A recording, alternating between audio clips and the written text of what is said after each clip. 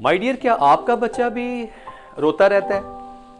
अक्सर वालिदैन बच्चों के रोने के मुतल्लिक बड़े परेशान हैं। देखिए, एक तरफ हम बच्चे का इतना ख्याल रखें, उसके लिए नवाह इकसाम की चीज़ें लेके आएँ, लेकिन जब बच्चा रात को आपको स्पेशली माओं को सोने ना दे तो कितना मुश्किल होता है। मैं आज इसके थोड़े से तरीके बताऊंगा जो माहिर नफ्सियात ने, बच्चों की साइकोलॉजी जो समझते हैं, उन्होंने क्या कहा। उन्होंने कहा सोने से पहले बच्चे की पेशानी को सुलहाएं, थोड़ा सा इसको मलें, ठीक है। इससे बच्चा सुकून महसूस करता है और बच्चा आसानी से नींद में चला जाता है। कहते हैं दूसरा, सोने से पहले बच्चे के पेट को देखें। अगर पेट बच्चे का सख्त है, देखें ना, पेट सख्त है तो उस पर बाम या कोई तेल की मालिश करें। अगर नरम है तो जैतून का तेल थोड़ा सा लगा दें।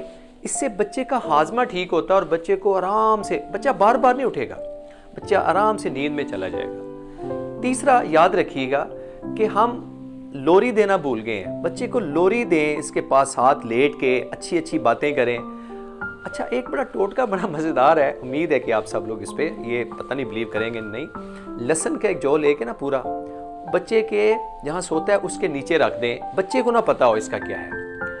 माय डियर, अच्छा, एक और बड़ी अहम टिप है कि सोने से पहले बच्चे के बालों को सुलहाएं, ठीक है। बेटी है ना तो उसके जो एक्स्ट्रा क्लिप लगे होते हैं ना वो उतार दीजिएगा ताकि वो आराम से सो सके।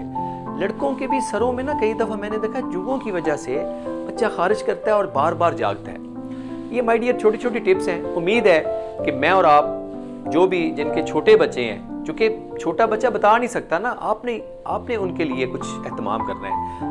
तकिया बच्चे के लिए बड़ा नरम और ज़बरदस्त होना चाहिए। हम अक्सर देखा है सख्त तकिए बच्चे को दे देते हैं, बच्चे के लिए कमरे में लाइटिंग का प्रॉपर अरेंजमेंट नहीं करते। मध्यम सी रोशनी और नरम तकिया, पेट को आपने मलना है और ये छोटे छोटे टिप्स को आपने अपनाना है। अपना बहुत ख्याल।